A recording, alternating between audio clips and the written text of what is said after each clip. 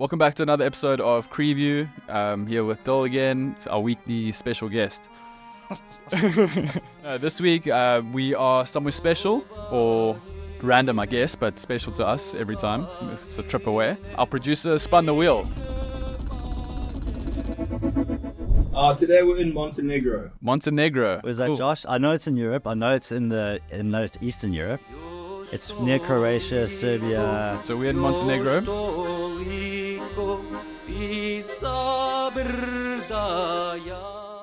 What's a fun fact about this place, Josh? Okay, fun fact. Okay, it's a weird one, but you can't fish without a license.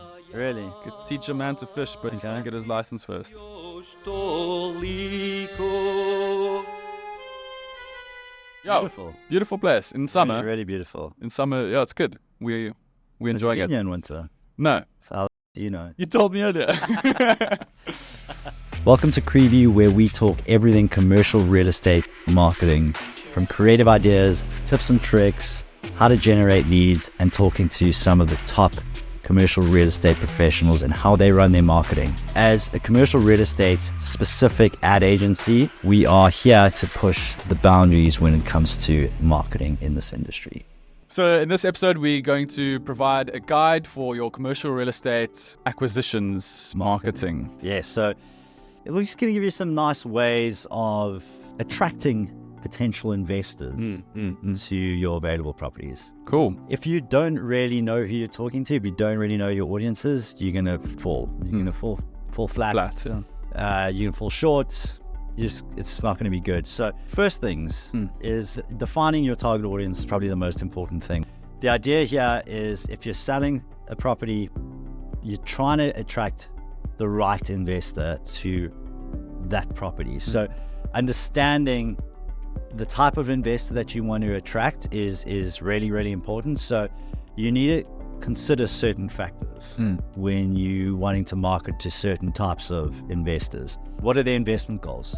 What's their risk tolerance? What are their preferred property types? So tailoring your marketing efforts to those things that will resonate with their needs and their preferences is of the utmost importance. Audience targeting, incredibly important. Huge, yeah. Personalize your content to your audience. If you are saying the wrong thing to the wrong investor, they're not going to bite. Yeah. Like, they're not going to care about it. Cool. So now that you know who you want to target, what sort of investor you want to go for, how do you then still promote or market your acquisitions on other channels? It's important that you have just a strong online presence. It's going to be their first stop, right? If they... The company websites or? Yeah, so exactly. That's exactly where you want to start. So your website, it needs to have all the relevant information for that investor. So in a perfect world, you would create a specific landing page for that property, for that type of investor that you're trying to attract. It's going to say all the right things, all the things that investor wants to hear. That's really the important part, is that it's personalized for that audience. And personalized all the way through. I know that it sounds like a lot of work, but you've always got to think about the return on your investment. If you're selling a shopping center, the return on that investment is so huge, right? That it's worth going to this effort. Time is important. You want to sell this thing as fast as possible. Having a website that has the right relevant information for that audience, optimizing it for search engines, running Google ads to that site.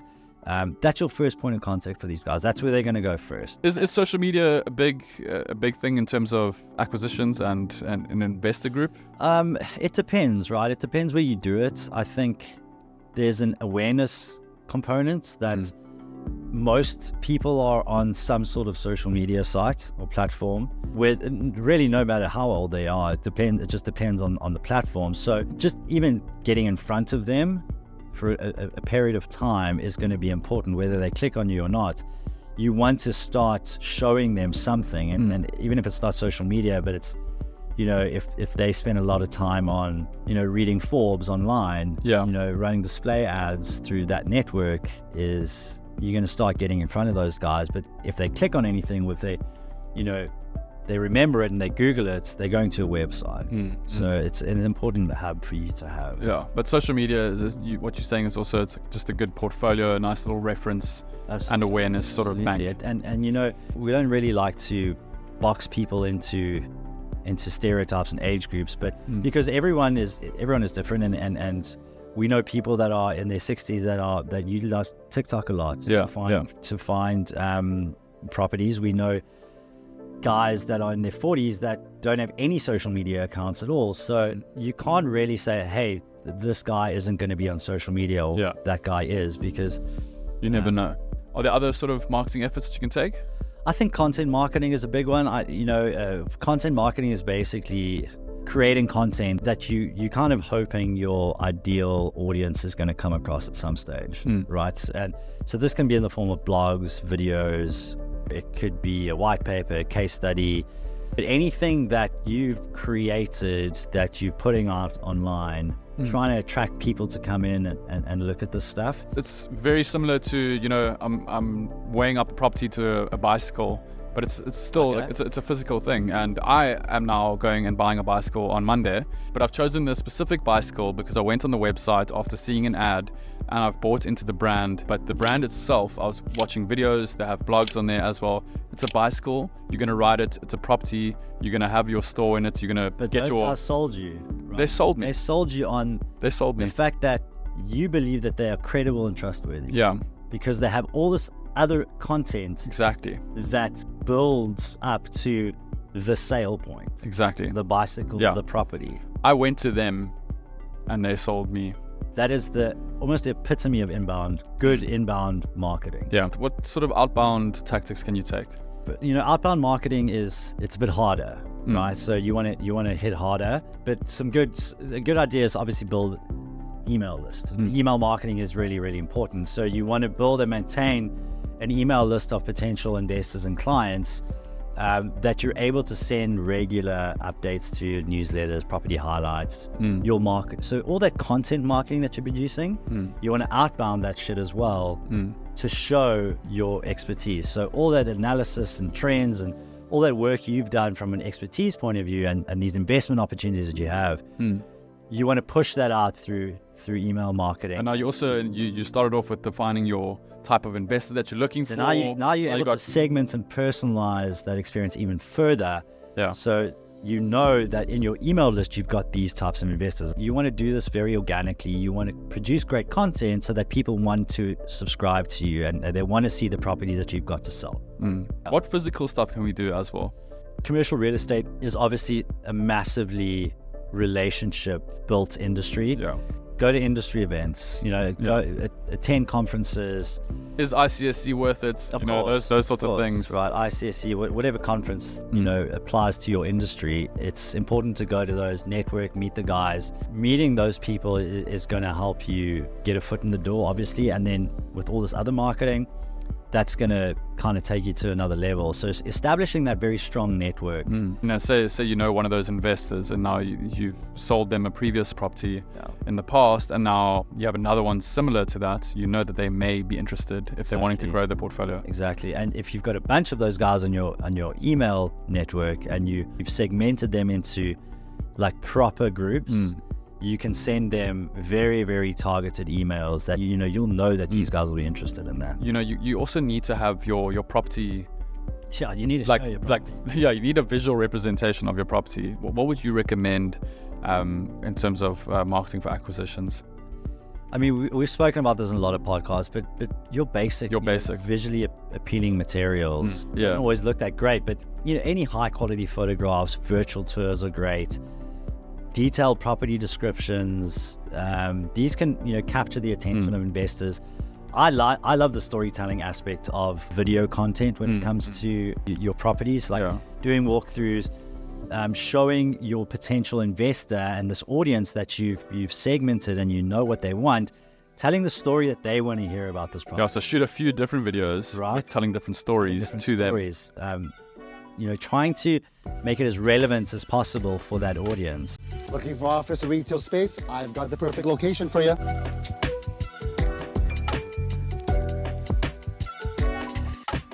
This 1,300 square foot space is both trendy and charming, and most importantly, situated in a very popular area. It needs no introduction. Have a look. And if it's a really, really big property, consider having its own landing page. These are all kind of relying on your organic performance. Like you're just sort of posting these out there, whether it's inbound or outbound. What ways can you promote this even further? Give it some juice in the tank. As with anything in marketing now, you need to put money behind this. You're gonna have to put some spend behind it. If you sell this thing, you know you're gonna make money. So the paid aspect, paid advertising, is gonna make sure you reach the right people. That's the most important thing. Is that you can do all this great content marketing, all of these different. Yeah, you can know your audience. Specialize your audience, but if you don't reach them, they're never gonna see it. Yeah. Because you got 9 followers. Yeah. You're buggered.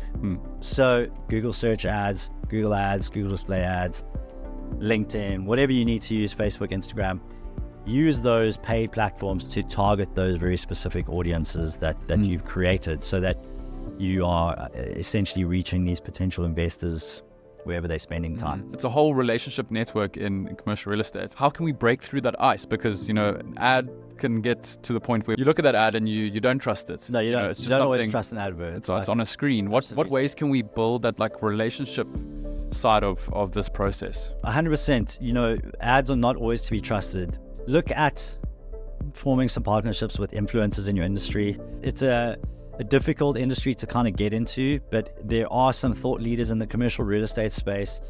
Getting their endorsements and getting them to potentially promote your properties can really enhance your credibility and reach a much wider audience.